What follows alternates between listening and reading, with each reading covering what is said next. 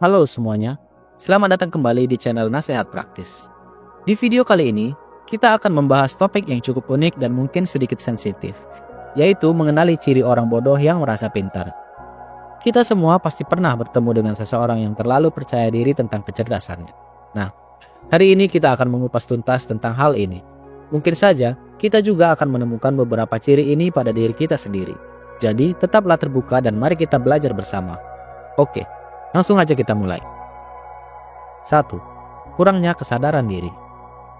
Poin pertama, dan mungkin yang paling fundamental dalam mengenali orang bodoh yang merasa pintar adalah kurangnya kesadaran diri. Apa sebenarnya kesadaran diri itu? Kesadaran diri adalah kemampuan seseorang untuk memahami kekuatan, kelemahan, emosi, dan keyakinan mereka. Ini bukan hanya tentang mengenali diri sendiri, tetapi juga bagaimana pemahaman tersebut mempengaruhi orang lain di sekitar mereka. Orang yang kurang memiliki kesadaran diri seringkali tidak menyadari kekurangan mereka sendiri. Mereka cenderung meyakini bahwa mereka lebih cerdas, lebih kompeten, dan lebih berpengetahuan daripada yang sebenarnya. Ironisnya, mereka tidak menyadari ketidakmampuan mereka untuk mengakui ketidakmampuan ini. Sebuah fenomena yang dikenal sebagai efek Dunning-Kruger. Bagaimana kita mengenali ciri ini? Biasanya orang-orang ini akan tampak sangat percaya diri tentang keahlian atau pengetahuan mereka. Bahkan ketika jelas mereka kurang informasi. Mereka sering berbicara dengan keyakinan, tetapi tanpa dasar yang kuat. Ini bukan tentang kepercayaan diri yang sehat, melainkan kepercayaan diri yang tidak berdasar dan seringkali menyesatkan. Selain itu, mereka juga cenderung tidak menerima umpan balik atau kritik dengan baik. Sebagai contoh, jika seseorang menunjukkan kesalahan atau kekurangan dalam argumen mereka tidak merespon dengan refleksi atau pertanyaan, tetapi lebih sering dengan pembelaan atau bahkan agresi. Ini karena dalam pikiran mereka sudah tahu dan sudah benar, sehingga sulit bagi mereka untuk menerima bahwa mereka mungkin salah atau kurang informasi. Kesadaran diri bukanlah tentang menyalahkan diri sendiri atau merendahkan diri, tetapi tentang memiliki pemahaman yang jujur dan seimbang tentang siapa kita dan bagaimana kita berinteraksi dengan dunia di sekitar kita. Dengan kurangnya kesadaran diri, orang-orang ini kehilangan kesempatan untuk tumbuh, belajar, dan berkembang. Karena mereka terjebak dalam pemahaman mereka yang terbatas tentang diri mereka sendiri dan realitas. 2. Tidak menerima kritik atau saran. Poin kedua adalah tidak menerima kritik atau saran. Ini adalah salah satu ciri yang paling menonjol pada orang-orang yang merasa pintar tapi sebenarnya tidak. Kemampuan untuk menerima kritik dan saran secara konstruktif adalah indikator penting dari kecerdasan emosional dan kematangan intelektual. Orang yang tidak menerima kritik biasanya memiliki pandangan yang sangat terpolarisasi tentang benar dan salah. Mereka seringkali merasa terancam oleh kritik, melihatnya sebagai serangan pribadi daripada kesempatan untuk belajar atau memperbaiki diri. Ini bukan tentang tidak setuju dengan kritik yang secara alami bisa terjadi, melainkan tentang penolakan instan terhadap segala bentuk umpan balik yang tidak menguatkan pandangan mereka. Contoh klasiknya adalah ketika mereka diberi saran atau kritik, respon pertama mereka bukanlah pertimbangan atau pertanyaan untuk klarifikasi, melainkan pembelaan atau penyangkalan langsung. Mereka mungkin langsung mengatakan, "Kamu tidak mengerti," atau "Itu bukan kesalahanku," bahkan sebelum mencoba memahami perspektif lain. Penting untuk dipahami bahwa di balik sikap ini seringkali terdapat rasa tidak aman atau ketakutan-ketakutan akan terlihat tidak cukup baik, ketakutan akan penilaian, atau ketakutan akan kegagalan. Ironisnya, sikap ini justru menghambat perkembangan dan pembelajaran yang merupakan bagian penting dari menjadi cerdas atau kompeten dalam bidang apapun. Mengakui bahwa kita tidak selalu benar dan bahwa kita masih punya banyak yang perlu dipelajari bukanlah tanda kelemahan. Sebaliknya, itu adalah tanda kekuatan, kecerdasan, dan keberanian. Kritik dan saran yang konstruktif adalah hadiah yang membantu kita tumbuh. Menolaknya berarti menolak peluang untuk menjadi versi terbaik dari diri kita sendiri. 3. Berpura-pura tahu segalanya. Poin ketiga adalah berpura-pura tahu segalanya. Ini adalah ciri khas orang yang merasa pintar tapi sebenarnya tidak. Mereka seringkali tampak sangat percaya diri dalam membicarakan topik apapun. Meskipun dalam kenyataannya, pengetahuan mereka sangat terbatas dan bahkan salah. Fenomena ini bukan hanya tentang memiliki rasa ingin tahu atau bersemangat dalam diskusi.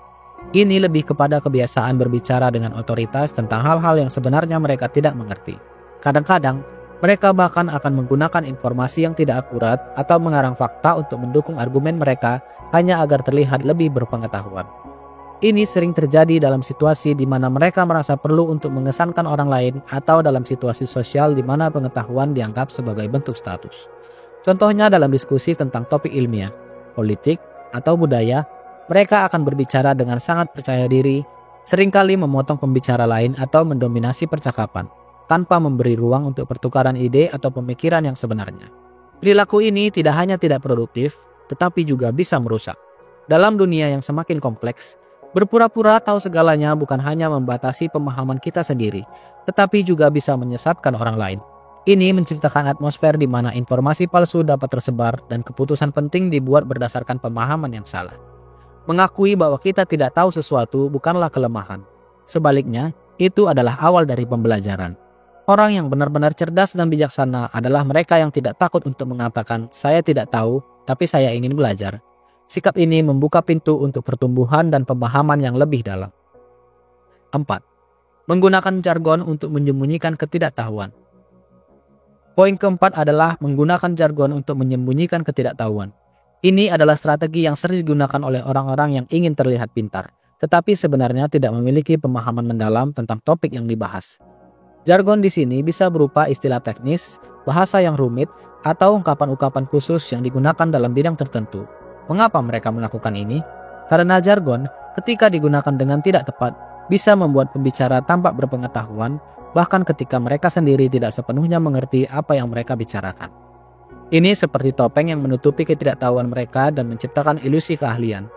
Cara mengenali perilaku ini bisa terlihat ketika seseorang terus-menerus menggunakan istilah teknis atau jargon yang rumit dalam situasi yang tidak memerlukannya, atau ketika mereka tidak bisa menyederhanakan penjelasan mereka untuk audiens yang awam. Masalah dengan pendekatan ini adalah bahwa komunikasi menjadi tidak efektif.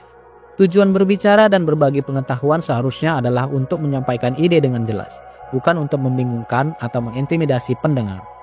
Ketika seseorang menggunakan jargon secara berlebihan, itu seringkali menunjukkan bahwa mereka lebih peduli dengan bagaimana mereka dipersepsikan daripada memastikan mereka dipahami.